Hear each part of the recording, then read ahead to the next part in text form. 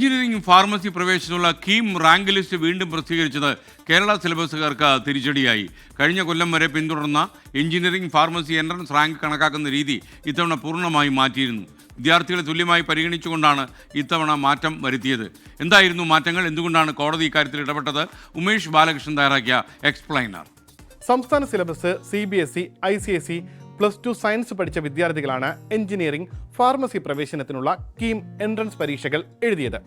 300 മാർക്കുള്ള entrance പരീക്ഷയുടെ ഫലം ഒപ്പം +2 പരീക്ഷാ ഫലത്തിലെ കണക്ക്, ഫിസിക്സ്, കെമിസ്ട്രി എന്നീ വിഷയങ്ങൾക്ക് ലഭിച്ച മാർക്ക് 300ലേക്ക് കൺവെർട്ട് ചെയ്ത് ആകെ 600 മാർക്കിനാണ് കീമിന്റെ ഫലം പ്രസിദ്ധീകരിച്ചത്.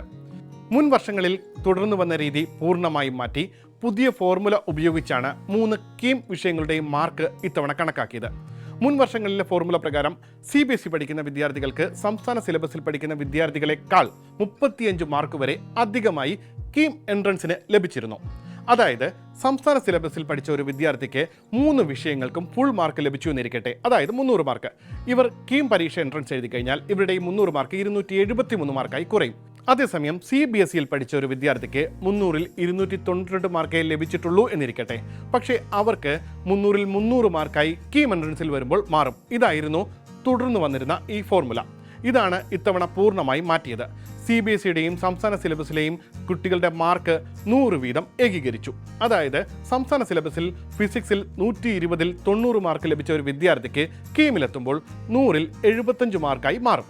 മാർക്ക് കണക്കാക്കുമ്പോൾ CBSE വിദ്യാർത്ഥികൾക്ക് ലഭിച്ചിരുന്ന അധിക മാർക്ക് ഇത്തവണ അങ്ങനെ ഇല്ലാതായി.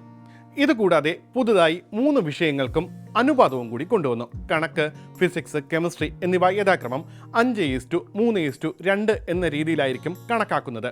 ഉദാഹരണത്തിന് കണക്കിന് 100-ൽ 75 മാർക്ക് കിട്ടിയ ഒരു കുട്ടിക്ക് കീമിലെത്തുമ്പോൾ അവരുടെ കണക്ക് 150 മാർക്കിന് 112 എന്ന രീതിയിലേക്ക് കൂടും. യഥാക്രമം ഫിസിക്സിന്റെ മാർക്ക് 90-ലും കെമിസ്ട്രിയുടെ മാർക്ക് 60-ലുമായി കണക്കാക്കുന്നതായി കുറഞ്ഞു. ഇതായിരുന്നു ഇത്തവണ റാങ്ക് ലിസ്റ്റ് പ്രസിദ്ധീകരിക്കുന്ന രീതി. ഈ രീതി നടപ്പാക്കിയതോടെ സംസ്ഥാന സിലബസിൽ പഠിച്ച വിദ്യാർത്ഥികൾക്ക് CBSE പഠിക്കുന്ന വിദ്യാർത്ഥികൾക്കും ഒരേ പരിഗണന കീമിൽ ലഭിച്ചു. പക്ഷേ എൻട്രൻസിന് അപേക്ഷ ക്ഷണിക്കുന്ന ആ ഘട്ടത്തിൽ തന്നെ ഇത് പ്രഖ്യാപിക്കാത്തതിനാലാണ് ഇപ്പോഴത്തെ കോടതി ഇടപെടൽ ഉണ്ടായിരിക്കുന്നത്.